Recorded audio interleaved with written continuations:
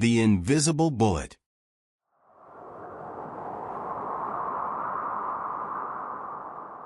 The auditorium buzzed with anticipation, the kind of energy that felt almost electric. The brightest minds from across the globe had gathered, their eyes fixed on the stage where two figures stood in front of a sleek podium. Vincent Dupont, a man with sharp features and a calm demeanor, adjusted his glasses. Beside him, Benoit Roquefort, slightly shorter with a fiery intensity in his eyes, scanned the crowd, a faint smile playing on his lips. "Ladies and gentlemen," Vincent began, his voice steady but laced with excitement. "What we are about to present today is not just a leap forward in technology, but a complete redefinition of what is possible." Benoit leaned into the microphone, adding, "What you are about to witness will change the landscape of conflict, of defense, and perhaps even peace." A hush fell over the crowd as Vincent lifted a small, matte black device, a gun. At first glance, it looked unremarkable, almost ordinary. But the murmurs started as a screen behind them lit up, showcasing the gun's capabilities. Benoit spoke again, his voice charged with passion. "This, ladies and gentlemen, is the invisible projectile emitter, or, as we like to call it, the Mirage."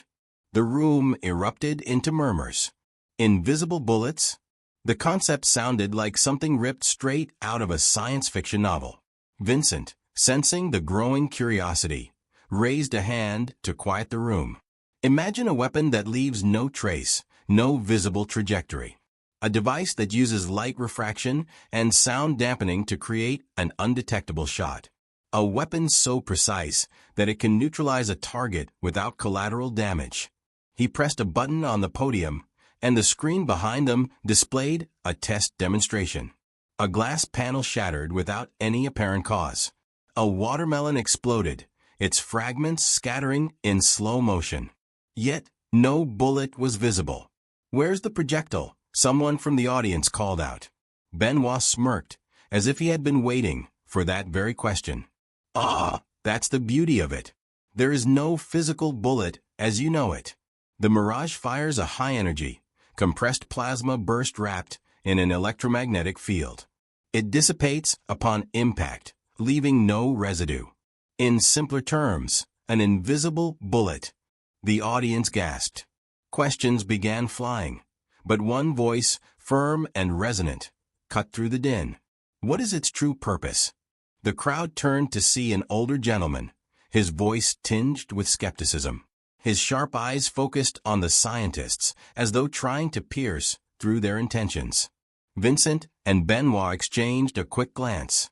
It was a question they had anticipated and dreaded. Vincent cleared his throat. "The purpose, sir, is to minimize harm. Imagine a world where warfare no longer devastates cities, where precision eliminates unnecessary loss of life. This is a tool for precision, for efficiency, but it's still a weapon," the man countered. "What's to stop it from being used for less noble purposes?" Benoit's smile faltered for the first time, his fiery eyes dimming slightly. Vincent stepped in smoothly. "Every technology has its potential for misuse. It's up to us to create safeguards, to ensure it is used responsibly." The response was met with a ripple of applause, but the doubt lingered in the air like an uninvited guest. Later that evening, the two scientists sat in their private lab, the excitement of the presentation giving way to the heavy burden of their creation. Benoit poured himself a glass of wine, staring at the Mirage prototype on the table between them. "Do you think we were convincing enough?" he asked, breaking the silence. Vincent sighed. "Convincing? Maybe. But that doesn't mean everyone believes us. Hell, even I'm not sure if we believe ourselves." Benoit's grip tightened on his glass. "We built this to save lives, Vincent. To stop wars before they spiral out of control. And yet," Vincent countered, his voice tinged with regret, "we both know what the military will do with it." Silence hung heavy between them. It was an unspoken truth. They had spent years perfecting the technology, pouring their hearts and souls into it, all with the noble intent of creating a more precise, less destructive weapon. But intentions had a way of getting lost once power entered the equation. Their conversation was interrupted by a sharp knock at the door. A tall man in a crisp black suit entered without waiting for an invitation. His movements were calculated, his demeanor authoritative. "Gentlemen," he began, his voice cold, "an impressive presentation today." Vincent and Benoit exchanged wary glances. "And you are?" Vincent asked.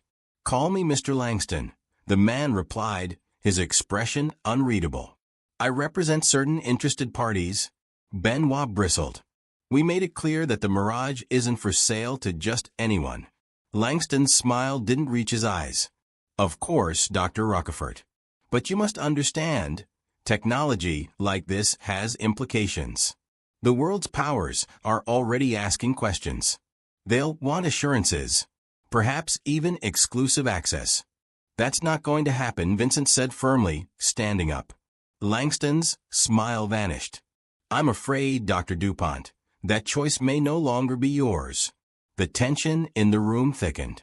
Benoit's hand hovered near the Mirage, a protective gesture. "Are you threatening us?" he asked, his voice low and dangerous. "Not at all," Langston replied, his tone smooth but menacing. "I'm simply stating a fact. Something this revolutionary won't stay in your hands for long. You can either work with us or be swept aside." The man's words lingered long after he left, leaving Vincent and Benoit with the chilling realization that their invention was no longer theirs alone. The question of its true purpose loomed larger than ever. The room was alive with flashes from cameras and the low hum of murmured conversations, a current of excitement rippling through the packed press conference hall. Journalists, tech enthusiasts, and skeptics alike were crammed into every available space, their eyes fixed on the sleek stage where two men stood under bright spotlights. Vincent DuPont, the composed visionary, adjusted his tie and took a calming breath, while Gerard Dufresne, with his bold, animated presence, exuded confidence.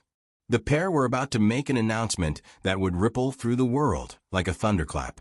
Gerard stepped forward first, his sharp voice slicing through the din. "Ladies and gentlemen, thank you for joining us today. We are here to present something that will redefine the future, not just of technology, but of human capability." The crowd hushed, every ear straining to catch his words. Vincent took the microphone, his tone measured but tinged with gravity. "For years, humanity has sought to innovate in ways that protect, defend, and evolve our understanding of conflict. Today, we take a leap forward in that pursuit." On cue, the screen behind them illuminated with a sleek animation of a gun.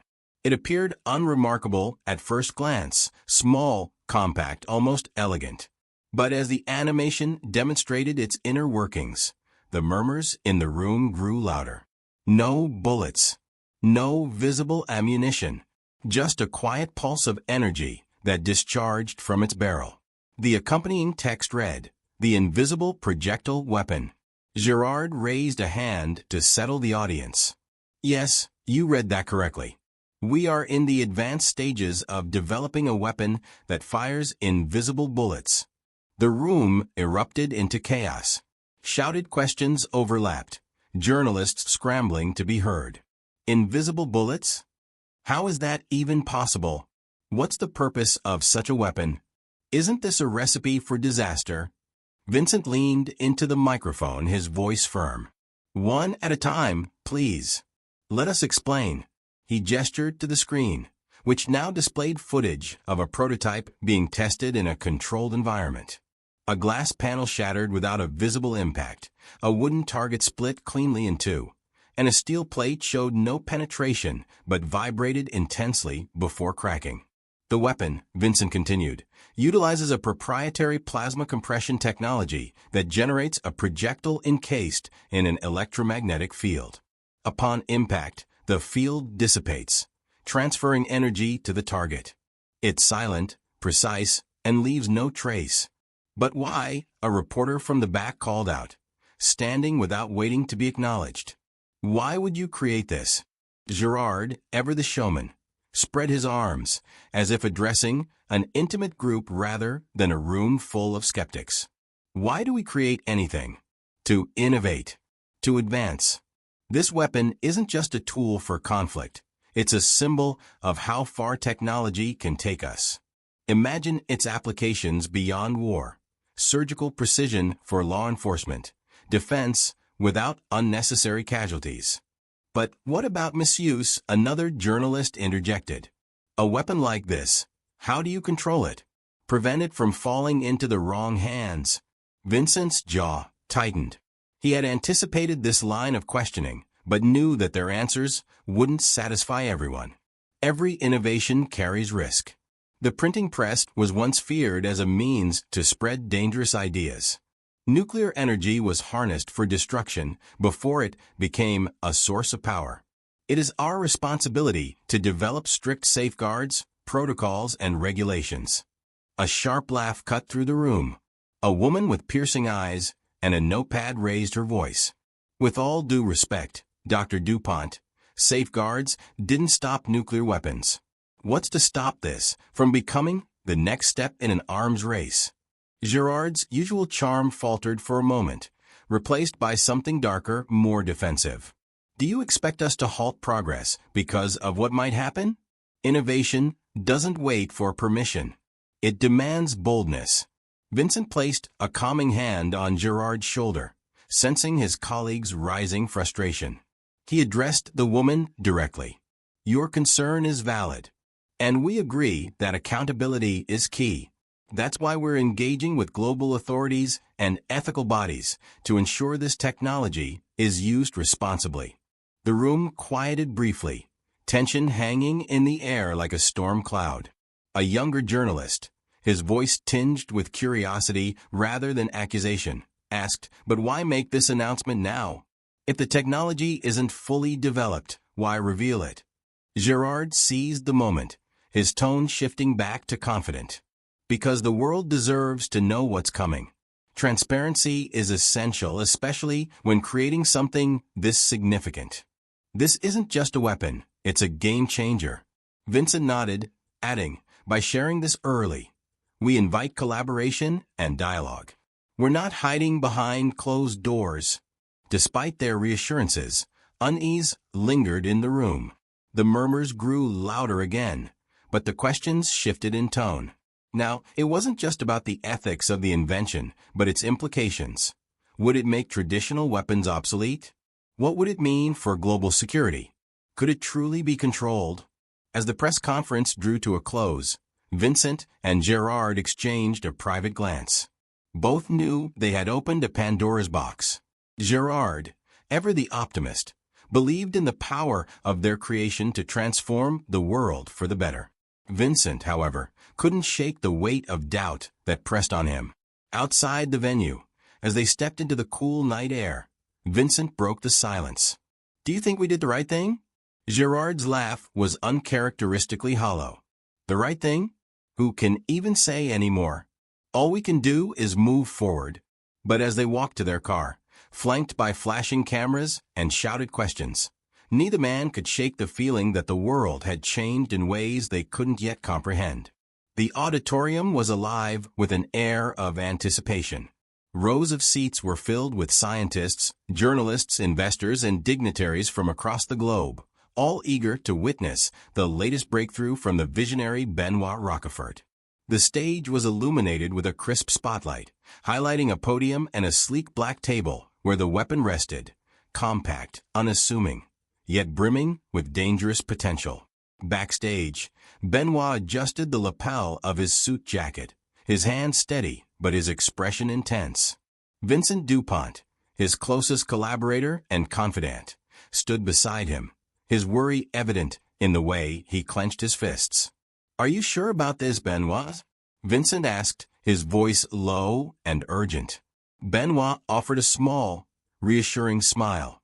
"We've run the simulations 100 times, Vincent. The Mirage is ready. This is our moment to show the world what it can do." "It's not the tech I'm worried about," Vincent replied, his eyes narrowing. "It's the people.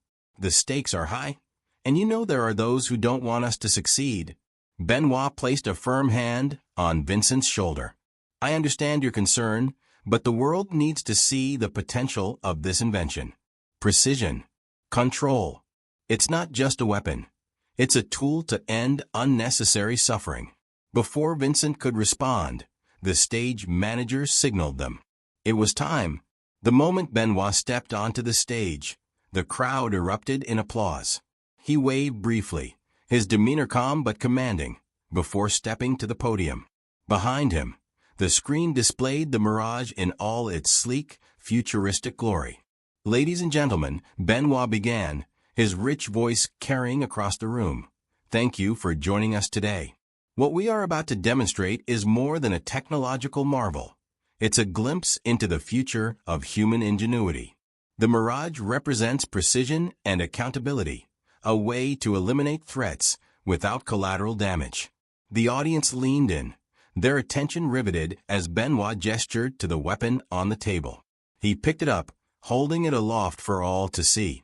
"This," he continued, "is not just a gun. It's a promise. A promise that warfare can evolve beyond chaos and destruction." As Benoit moved to the center of the stage, a volunteer stepped forward from the wings. The man was clad in protective gear and stood behind a clear, reinforced glass shield. Benoit explained the demonstration with the confidence of someone who had rehearsed it countless times. "We will now show you the precision of the Mirage," Benoit said, raising the weapon. "The target will be marked by a harmless heat signature, and the projectile will leave no visible trace. Watch closely." The room fell silent, the kind of silence that felt heavy, charged with the weight of expectation.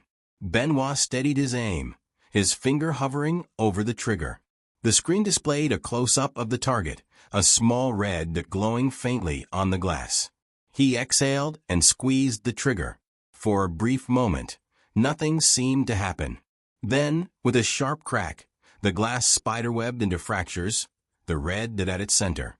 The audience gasped, stunned by the seeming magic of the invisible bullet. Applause broke out, rippling through the room like a wave. Benoit lowered the Mirage, his smile broadening. "As you can see, the impact is precise, controlled." He stopped mid-sentence, his expression shifting from triumph to confusion. His hand moved instinctively to his chest. A faint red stain began to spread across his white shirt.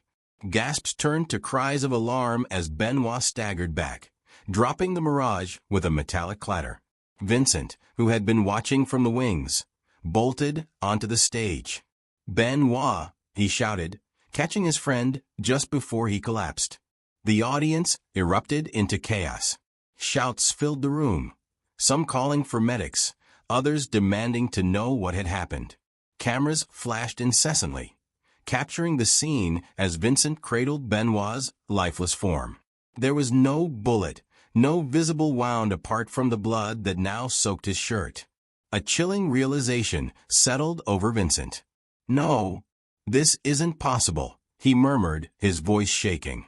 He glanced at the Mirage on the floor, its sleek design now a source of suspicion and dread. Security swarmed the stage, but the damage was done. Reporters shouted questions, their voices rising in panic. What just happened? Was it a malfunction? Did someone tamper with the weapon? Vincent's mind raced, his hands trembling as he tried to make sense of the tragedy unfolding in front of him. "It wasn't supposed to fire like this," he muttered under his breath. He looked down at Benoit, whose eyes were open but unfocused, his last breath already gone. The stage lights, so bright moments ago, now felt harsh and accusatory. The applause that had echoed through the room minutes earlier was replaced by an eerie, deafening silence. From the back of the room, a woman's voice rang out, cutting through the noise like a blade. "If the bullet is invisible, how do we even know who pulled the trigger?" The question hung in the air, and suddenly, the implications of what had just happened became horrifyingly clear. If the Mirage had been used to kill Benoit, it meant one of two things. Either the weapon was more dangerous than even they had anticipated, or someone had turned their invention into a tool for murder. Vincent knelt on the stage, his hands stained with Benoit's blood, the weight of the moment crashing down on him. He looked out at the shocked faces in the audience, his voice breaking as he whispered, "What have we done?"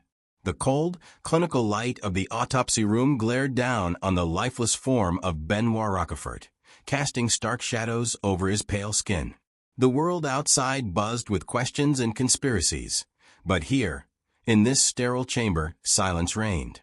Dr. Elise Marchand, the lead forensic pathologist, leaned over the table, her gloved hands steady as she began her meticulous examination.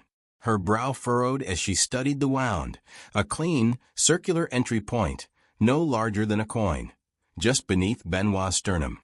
"What are we looking at, Elise?"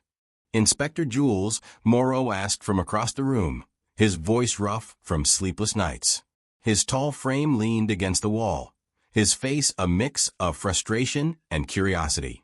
Elise didn't look up, her concentration unbroken. "It's strange. No visible bullet. No residue.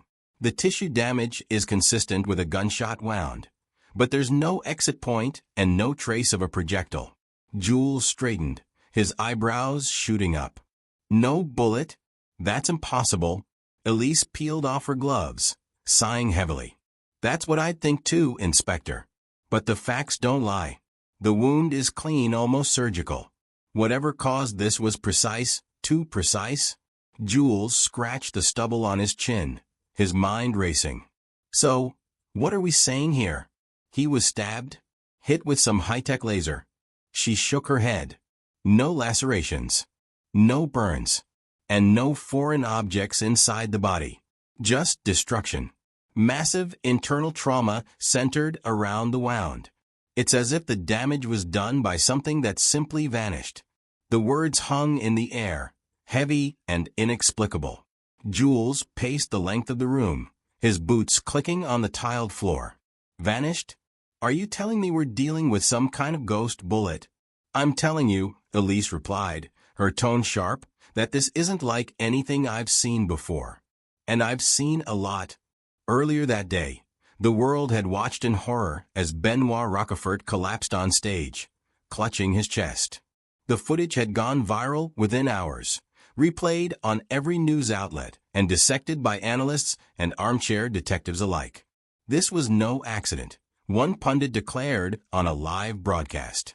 "We're looking at a targeted assassination using cutting-edge technology that most of us can't even fathom." Others were less sure. Could it have been a malfunction of the mirage itself? A skeptical journalist asked during a heated debate. After all, Benoit was demonstrating an invisible projectile weapon. Speculation swirled like wildfire. Sabotage, a military conspiracy, even alien involvement. But the only thing everyone agreed on was the utter strangeness of it all.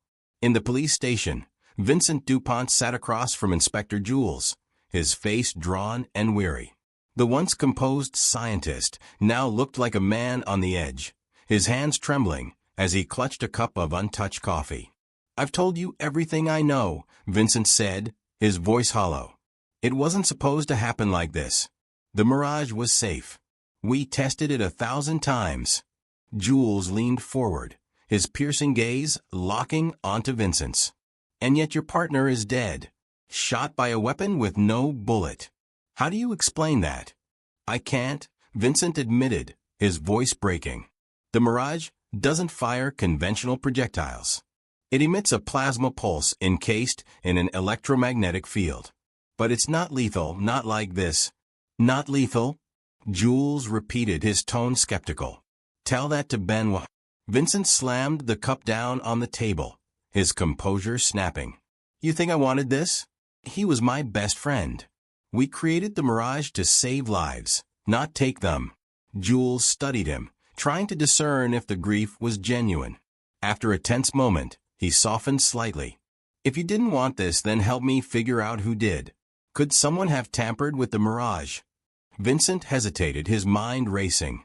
"It's possible," he admitted, "but it would take someone with intimate knowledge of the system. Someone who knew exactly how to manipulate the pulse generator." "Do you have enemies, Dr. Dupont?" Jules asked bluntly. Vincent's shoulders sagged. When you're creating something this groundbreaking, you always have enemies, competitors, governments, people who fear what they don't understand. Meanwhile, outside the station, journalists swarmed like vultures, their cameras and microphones thrust toward anyone who walked by. "Do you believe this was sabotage?" one reporter shouted.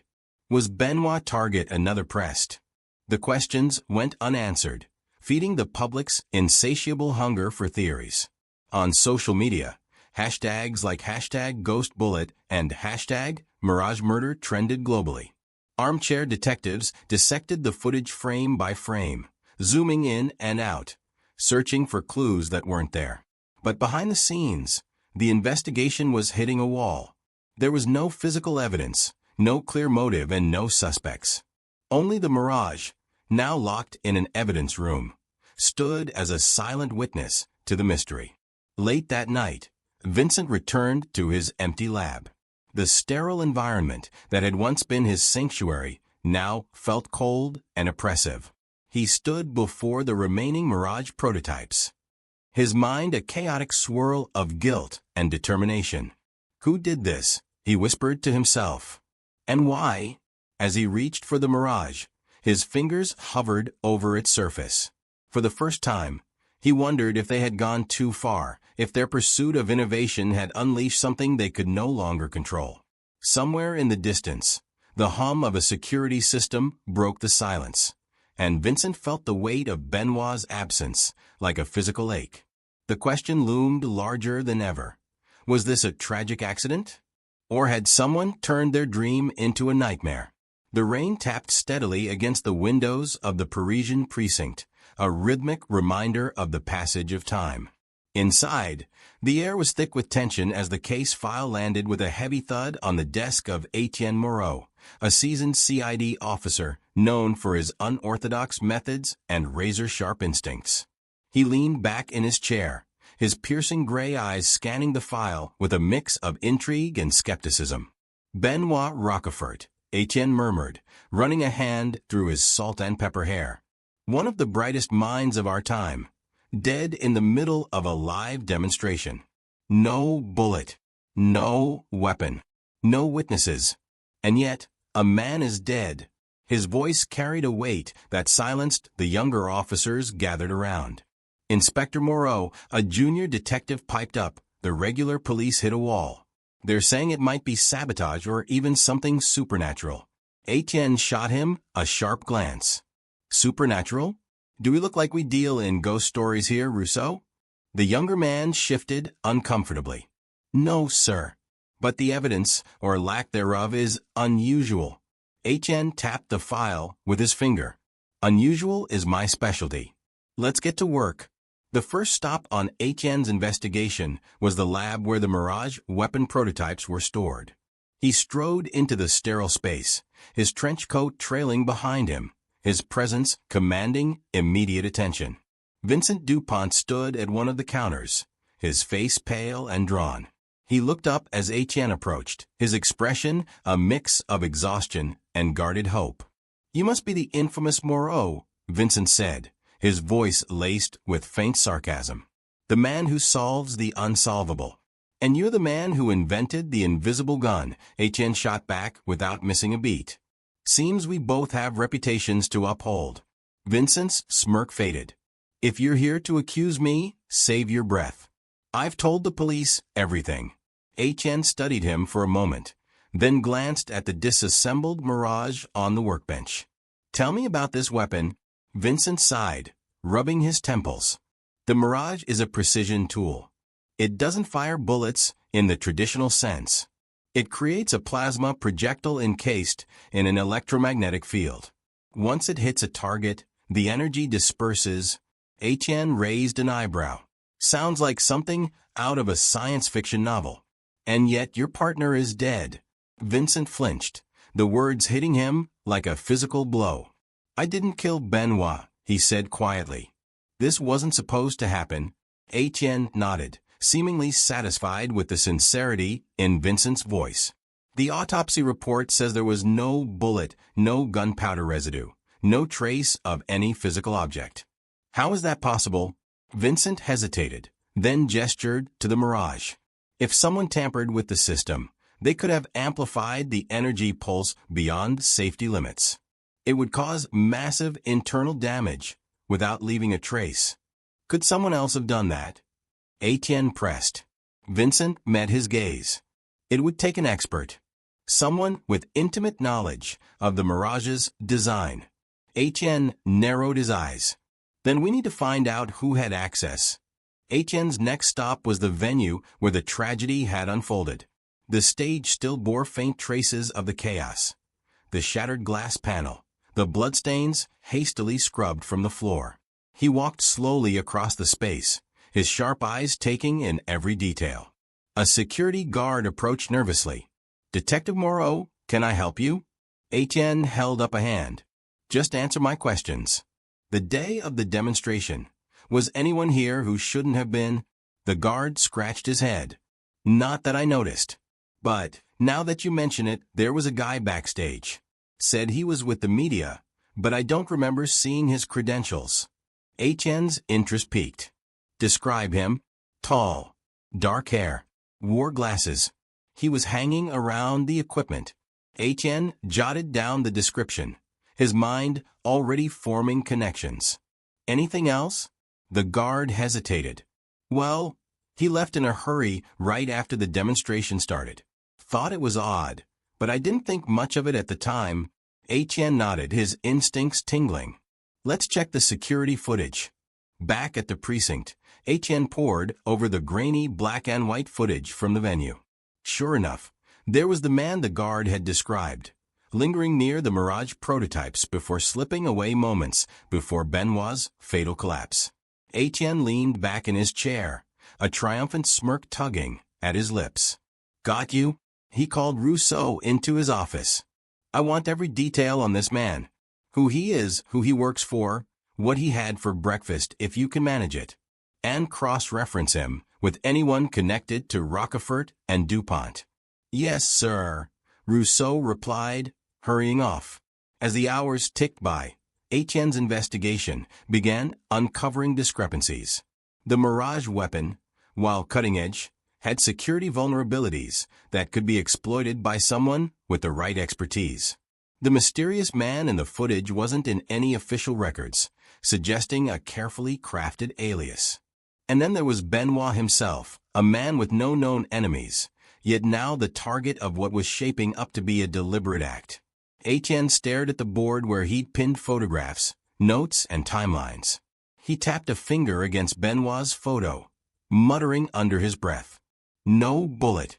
No weapon. And yet a murder. "What were you involved in, Rochefort?" Just then, Rousseau burst into the office, holding a file. "Sir, we got a name for the man in the footage. Adrien Laval. He's a freelance engineer with ties to a private defense contractor." Etienne's eyes narrowed. "Defense contractor? That's a red flag if I've ever seen one." "It gets worse," Rousseau added. "Laval disappeared 2 days after the demonstration. No one's seen him since." Etienne stood, his mind racing. "Then it's time we find him. Because if this was sabotage, Benoit Rochefort's death was just the beginning." The faint hum of the forensic lab filled the air, punctuated by the rhythmic clicking of Etienne Moreau's pen against the table. Across the sterile room, Frederick Lefebvre, his trusted assistant, peered intently through a microscope, his brows furrowed in concentration. "What do you see?" Etienne asked, his voice low but commanding. Frederick adjusted the focus knob, his lips pressing into a thin line. "Something unusual. Give me a second." He reached for a nearby instrument, carefully extracting the microscopic sample from the slide. "It's crystalline. Definitely not organic." Etienne leaned forward, his eyes narrowing. "Crystalline? Are you saying it's a shard of glass?" "No," Frederick said firmly. "It's too pure for that. Glass would have impurities, trace elements, from its formation. This is just water." Etienne arched an eyebrow, intrigued but skeptical. "Water. Frozen water, to be precise," Frederick clarified, placing the sample under another machine. The analysis on the screen confirmed his claim. Ice. Etienne straightened, his expression hardening. Ice? You're telling me there was a shard of ice embedded in Benoit Roquefort's chest? Frederick nodded, his voice tinged with disbelief. That's exactly what I'm saying. Etienne's mind raced. He paced the lab, his trench coat swirling with every sharp turn. An ice projectile. A piece so small, it melted almost instantly after impact. No residue, no physical evidence. Except for this fragment, Frederick added. If we hadn't preserved the body at such low temperatures, we wouldn't have even found it. Etienne stopped pacing, the pieces of the puzzle starting to align in his mind. A projectile made of ice, fired with enough force to pierce the skin, cause internal damage, and then disappear. That would explain the lack of a visible bullet or residue. Frederick looked uneasy. But who would design such a thing? And why? Etienne's gray eyes darkened. Someone who wanted to make a murder look like an accident, or impossible to solve. Frederick shook his head. But ice can't be used as a bullet. It would shatter the moment it left the barrel of a gun. Etienne smirked faintly. Not if the gun was designed for it. Think about it. A weapon that could fire a projectile at lethal speed without leaving a trace. The Mirage itself might not fire ice. But the technology behind it, the precision, the plasma propulsion, it could be adapted. Frederick's expression turned grim. You think this ties back to the Mirage? To Benoit's own invention? Etienne nodded slowly. What better way to discredit a technology than to turn it into a murder weapon? Whoever did this wanted to send a message. Later that evening, Etienne sat in his dimly lit office, poring over the details of the case. He replayed the footage of Benoit's collapse for what felt like the 100th time. The slow-motion clip showed the moment Benoit's hand flew to his chest, his expression shifting from triumph to confusion, and finally, to pain. Etienne paused the video, his gaze lingering on the screen. He muttered to himself, why ice? Why go to such lengths to leave no evidence? The sound of a knock on his door snapped him out of his thoughts. Frederick entered, holding a file. I pulled the records you asked for. These are the patents Benoit and Vincent filed together for the Mirage project. But there's something odd. Etienne took the file, flipping through the documents. Odd how? Frederick pointed to a particular patent. This one. It details a secondary function of the Mirage's propulsion system, a cooling mechanism meant to stabilize the plasma. It could theoretically be repurposed to freeze a small amount of water into a high-density projectile. Etienne's lips tightened into a grim line. So the technology was already there. Someone just twisted it into something deadly. Frederick hesitated. But who? And why would Benoit be the target? He was a co-creator. What could anyone gain by killing him? Etienne leaned back in his chair, his fingers steepled. That's the million-euro question. Benoit wasn't just an inventor. He was a symbol of the Mirage's potential. His death turns it from a revolutionary tool into a dangerous weapon. Someone wanted to control the narrative. The next day, Etienne visited Vincent Dupont in his lab. The once pristine space now felt like a tomb, haunted by the absence of Benoit. Vincent looked up from his work, his face pale and hollow. Moreau, Vincent greeted him, his voice heavy. Have you made any progress? Etienne set the file on the table between them. Enough to know this wasn't an accident. Tell me, Vincent, did anyone outside your team have access to the Mirage's blueprints? Vincent frowned. No, at least not officially. But there were leaks. A few months ago, Benoit and I suspected someone was trying to steal our work. Did you find out who? Etienne pressed. Vincent shook his head. We tightened security, but nothing ever came of it. At least nothing we could prove. Etienne's gaze bore into Vincent. This ice projectile, it's possible, isn't it? The Mirage could be modified to fire something like that. Vincent hesitated, then nodded reluctantly. Yes. But it would take someone with expert knowledge of our technology. Someone who understood the intricacies of the propulsion system. Etienne stood, his mind made up. Then it's time we dig deeper. Whoever killed Benoit isn't just a murderer. They're playing a much larger game. As he left the lab, the weight of the discovery pressed heavily on Etienne. The ice shard was more than just a clue. It was a calling card, left by someone who knew how to turn innovation into destruction. And Etienne was determined to uncover the truth, no matter how deep the conspiracy ran. The late afternoon sun filtered through the blinds in Etienne Moreau's office, casting striped shadows across his desk. The veteran investigator sat hunched over a thick stack of documents, the weight of the case pressing down on him. Across from him, Frederick Lefebvre leaned back in his chair, holding a steaming cup of coffee that seemed to be the only thing keeping him awake. "Tell me again," Etienne said, his voice sharp, "why is Gerard Dufresne's name all over these financial transactions?" Frederick set his cup down and pulled a file from the pile. "Because he's not just a business partner. Dufresne was the mastermind behind the funding for the Mirage project. Without him, Benoit and Vincent would never have had the resources to develop the weapon, or whatever it is they were developing." Etienne frowned, tapping his pen against the edge of the desk. "He's been suspiciously quiet since Benoit's death. Too quiet. People with clean hands don't hide in the shadows."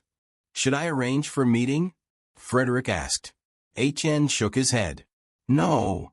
People like Dufresne don't respond well to direct confrontation. Let's dig deeper. Start with his financial records, his emails, his connections. If there's dirt, I want to find it." It wasn't long before the pieces began to fall into place. That evening, Frederick burst into Etienne's office, his face flushed with excitement. "I found something," he exclaimed, holding up a printout. Etienne raised an eyebrow. "It better be good." "It's more than good," Frederick said, handing him the paper. "Look at this. A series of stock purchases made by Gerard Dufresne's shell companies. Right before the Mirage demonstration, he bought a massive amount of shares in their company. Then, after the demonstration, specifically after Benoit's death, he sold them all at a profit." Etienne frowned, tapping his pen against the edge of the desk. "He's been suspiciously quiet since Benoit's death. Too quiet. People with clean hands don't hide in the shadows." "Should I arrange for a meeting?" Frederick asked. Etienne shook his head. "No. People like Dufresne don't respond well to direct confrontation. Let's dig deeper. Start with his financial records, his emails, his connections. If there's dirt, I want to find it." It wasn't long before the pieces began to fall into place. That evening, Frederick burst into Etienne's office, his face flushed with excitement. "I found something," he exclaimed, holding up a printout. Etienne raised an eyebrow. "It better be good." "It's more than good," Frederick said, handing him the paper. "Look at this. A series of stock purchases made by Gerard Dufresne's shell companies. Right before the Mirage demonstration, he bought a massive amount of shares in their company. Then, after the demonstration, specifically after Benoit's death, he sold them all at a profit." Gerard laughed hollowly. "Move forward?" "I encouraged it. The promise of an invisible bullet, a game-changing weapon, it was irresistible. Governments, corporations, they were throwing money at us, desperate to get their hands on the next big thing in warfare." "And you pocketed the profits," Etienne said coldly. "Of course I did." Gerard snapped, his mask of calm slipping. "Do you have any idea what kind of pressure I was under? Investors breathing down my neck, demanding results. We needed capital to stay afloat, to keep the dream alive, even if it was all smoke and mirrors." Etienne leaned closer, his voice low and dangerous. "And what about Benoit? Did he know the truth?" Gerard hesitated, his gaze flickering to the floor. "Not at first. Benoit was a visionary, but he was also naive. He believed in the Mirage, believed it could change the world. When he started to suspect the truth, I told him it was all part of the plan, that the funding would help us refine the technology." Etienne's jaw tightened. "And when he realized you were lying?" Gerard swallowed hard. "He confronted me a few weeks before the demonstration. Said he wanted to pull out, to expose the fraud. I convinced him to stay quiet. Told him we could fix things after the demonstration. HN's eyes burned with intensity. But you never planned to fix anything, did you? Benoit was a liability, and you needed him out of the way. I didn't kill him, Gerard protested, his voice rising. I swear, I had nothing to do with his death. I wanted the demonstration to be a success, to buy us more time. Benoit's death ruined everything. HN studied Gerard, his mind racing. The man was clearly guilty of fraud, manipulation, and greed. But was he also a murderer? Or was he just another pawn in a larger, more sinister game? If you didn't kill Benoit, HN said slowly, then who did? Who had the most to gain from his death? Gerard shook his head. I don't know. It could have been anyone, an investor who felt cheated, a rival trying to sabotage us. But believe me, detective, I never wanted him dead. HN stepped back, his gaze never leaving Gerard. Your lies have already cost one man his life. If you're hiding anything else, now's the time to come clean. Gerard's face crumpled, his confidence shattered. That's everything, he said hoarsely. The mirage was a scam, nothing more. Benoit's death was. It wasn't supposed to happen. HN nodded curtly. You've given me plenty to work with, Dufresne. But don't think for a second that this absolves you. You'll answer for your crimes, one way or another. As Gerard slumped back into the sofa, HN walked to the window, staring out at the rain-soaked city below. The mirage was a fraud, a lie built on greed and ambition. But Benoit's death was no accident. It was deliberate, calculated. And HN was determined to uncover the truth, no matter how deep he had to dig. The lab was located on the outskirts of the city, far from prying eyes and nestled behind a nondescript industrial complex. HN Moreau stood in the biting evening wind, gazing at the facility's concrete facade. The only sound was the hum of power lines above and the distant murmur of traffic. His assistant, Frederick Lefebvre, checked the digital access code they had obtained after days of red tape and negotiation. Are you sure this is the place? Frederick asked, his breath visible in the cold air.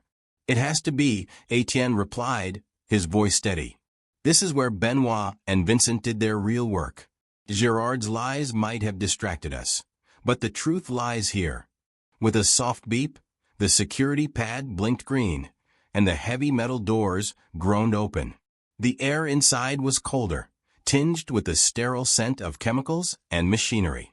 Frederick flipped on a flashlight, the beam slicing through the darkness. Looks abandoned, Frederick muttered, his voice echoing in the cavernous space. HN shook his head. No. Look at the power grid. This place is still operational. Someone's been here recently. They walked deeper into the facility, their footsteps muted by the concrete floor. Rows of high-tech equipment lined the walls, some of it covered with tarps, others humming faintly with electricity. Screens displayed streams of data in incomprehensible code, flickering like ghostly sentinels. HN's sharp eyes scanned the room until something caught his attention. A set of double doors marked restricted access. This is it, HN said, nodding toward the doors. Frederick frowned. How do you know?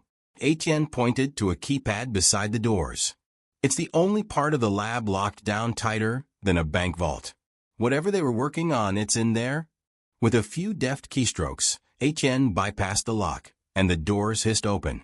The room beyond was colder still, the temperature dropping sharply as they stepped inside. Frederick's flashlight illuminated a sleek, cylindrical chamber in the center of the room.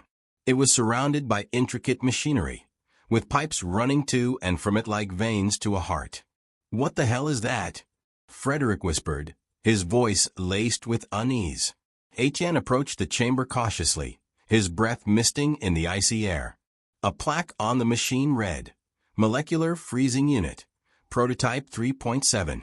It's a freezing chamber, HN said, his voice tinged with realization.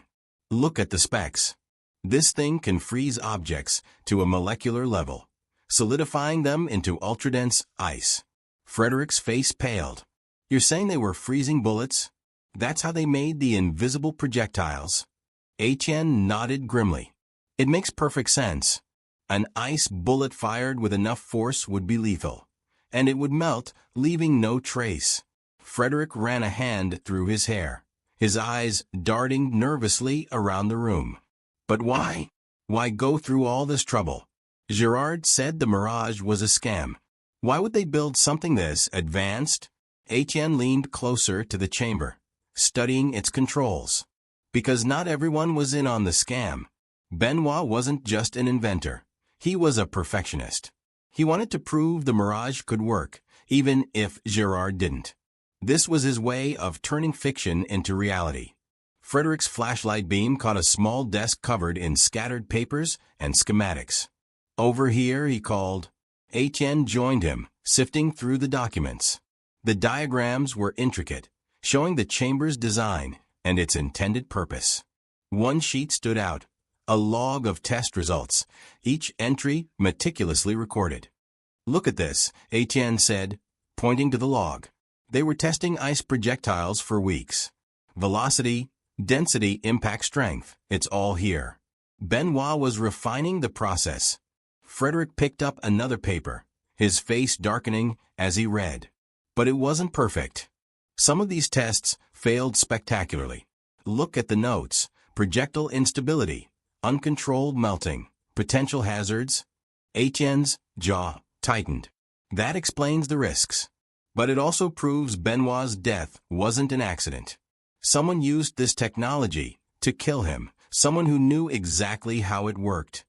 A sudden noise broke the silence, a faint creak from the hallway. Etienne and Frederick froze, their eyes snapping toward the door. Did you hear that? Frederick whispered, his hand instinctively reaching for the taser on his belt.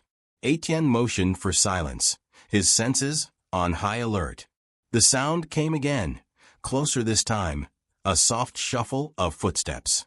Stay behind me, Etienne ordered, moving toward the door. He peered into the hallway, his body tense.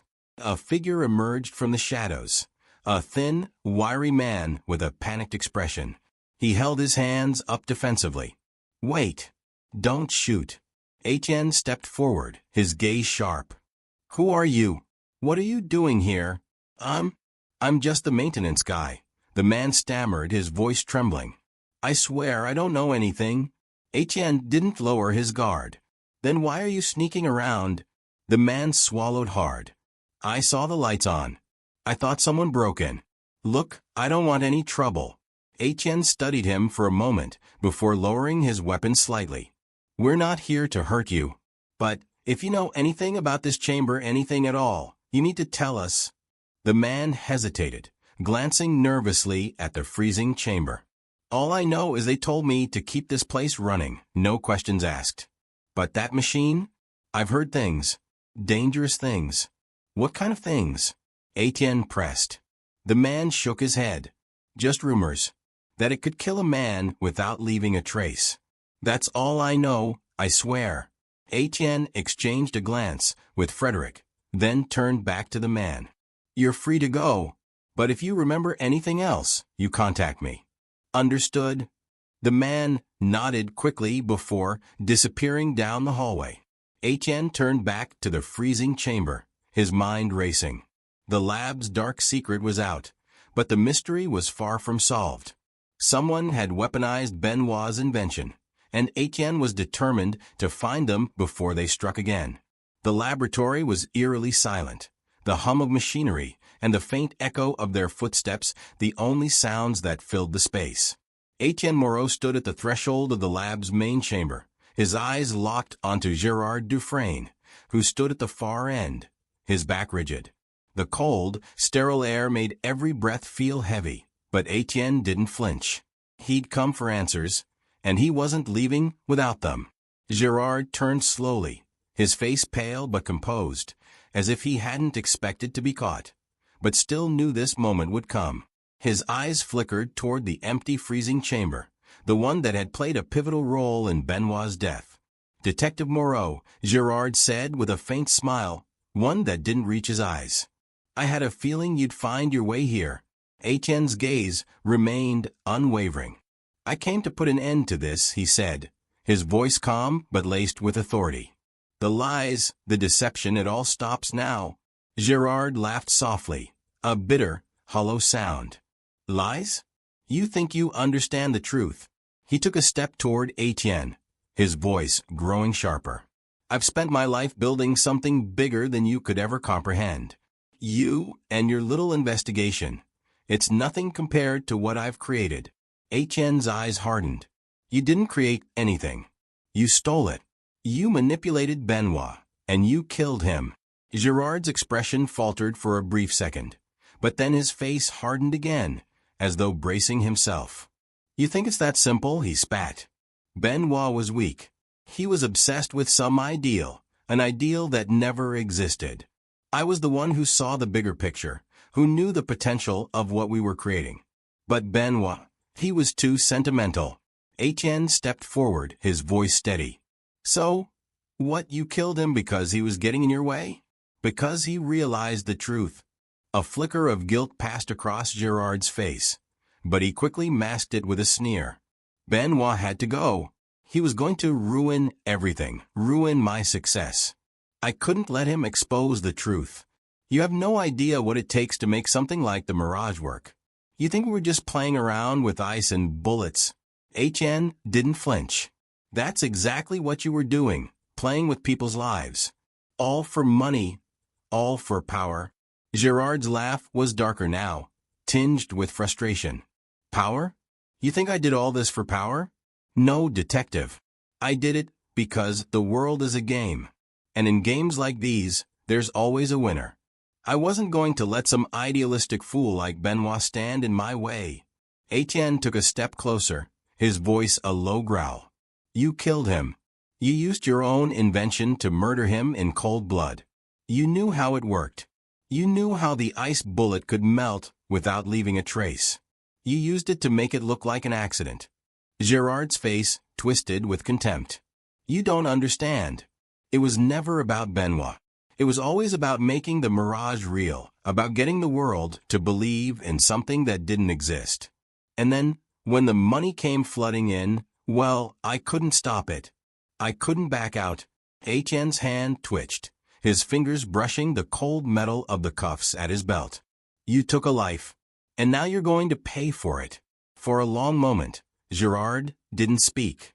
The lab seemed to grow even quieter, the air thick with tension. Then, finally, he dropped his gaze. There was no more defiance in his eyes, only the cold acceptance of a man cornered. "I didn't want it to end this way," he murmured, his voice quieter now, as though the weight of his actions was starting to sink in. "But it's too late." Etienne stepped forward and placed a hand on Gerard's shoulder, turning him toward the cold metal table where he'd worked on his inventions. The cuffs clicked into place, and Etienne pulled him toward the door. "You're under arrest for the murder of Benoit Roquefort. Your weapons are now the property of the government, and you will be tried for your crimes." As Etienne led Gerard out of the lab, the distant sound of sirens grew louder, a reminder that justice was on its way. The case, which had taken so many twists and turns, was finally coming to a close. Gerard Dufresne would face life in prison, his reputation shattered, his empire crumbled.